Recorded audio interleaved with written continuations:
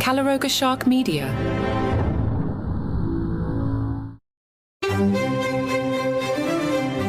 Hello and welcome to Palace Intrigue. I am your host, Mark Francis. Prince Harry was on Good Morning America and told ABC News Will Reeve about his recent trip to see Charles. Harry said, "I jumped on a plane and went to go see him as soon as I could. Look, I love my family. The fact that I was able to get on a plane and go and see him and spend any time with him, I'm grateful for that." Reeve was curious how Harry finds life away from the royals. Harry said, "I have my own family. My life in California is as it is, but I've got other trips planned that will take me through the UK or back to the UK, so I'll stop and see my family. The kids are doing great. The kids are growing up like all kids do, very, very fast. They both have an incredible sense of humor. They make us laugh and keep us grounded every single day. I'm just very grateful to be a dad." He was asked if Charles' illness could help reunify the royal family. Harry replied, "Yeah, I'm sure. Throughout all of these families, I see it on a day-to-day basis. Again, the strength of my family unit coming together. So, yeah, I think any illness, any sickness brings families together. I see it time and time again, and that makes me very happy." But perhaps the item that will make the most news is when Reeve asked, "Do you feel American?" Harry chuckled and replied, "No, I don't know how I feel." Would Harry become an American citizen? The shocking answer? I have considered it, yes. American citizenship is a thought that has crossed my mind, but it's certainly not something that's my priority right now. The Express reminds us to secure U.S. citizenship, Harry would have to renounce his own family and royal titles.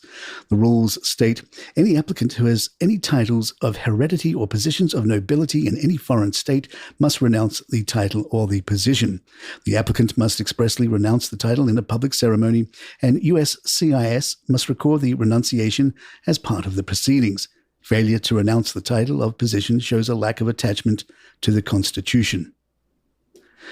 In the Mail, Emily Ferguson reacted by writing, "During the interview, Harry declares, 'I love my family.' But is it really love that motivates him to go through with these public conversations on his family?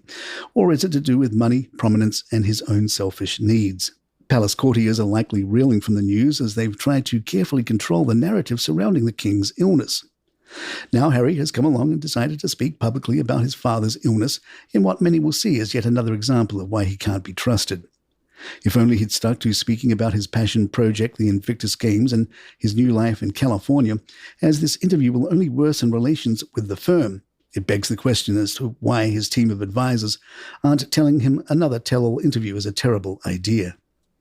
Just last week, he rushed back to the UK to see the king after his diagnosis was made public, something insiders dubbed as an optimistic sign the royal feud might finally be nearing an end.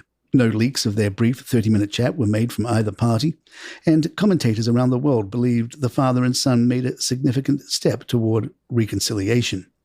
But now, Harry has proved to his critics, most notably Prince William, that they were right all along not to trust him.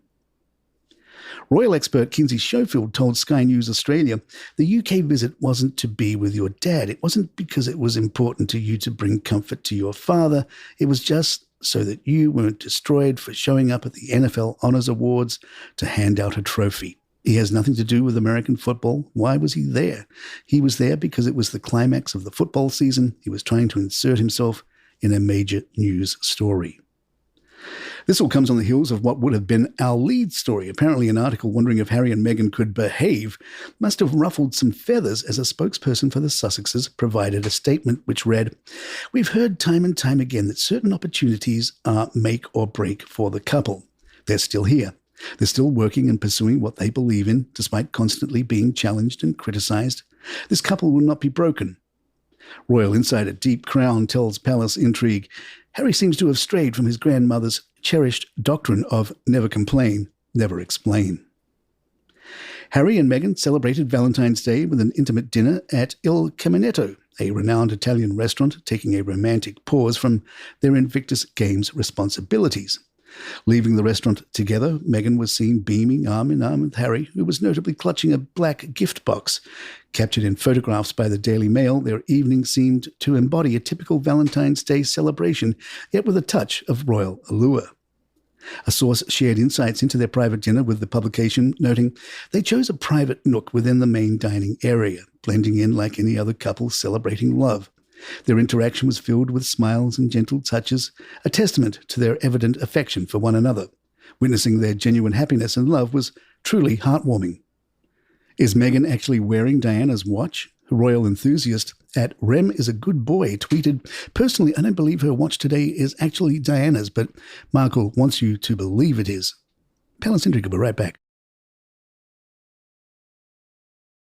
Some wonder if this current flurry is a reaction to William refusing to meet with Harry when Harry visited Charles. An insider told Touch magazine that William is in no rush to spend time with Harry. The brutal bottom line is that he could easily have seen him, but declined because he feels it's too little too late. Christopher Anderson, author of The King, told Fox News Digital, Harry was clearly unprepared for the chilly reception he got from his brother when he flew to London to check in on the King. It should have been a time for reconciliation, but clearly Prince William wasn't in the least bit interested. For Harry, it was a stinging rebuke. Of course, the Duke and Duchess of Sussex will always be closely monitoring the King's medical condition, but my guess is that Harry and Meghan will now redouble efforts to establish their brand entirely separate from the royal family.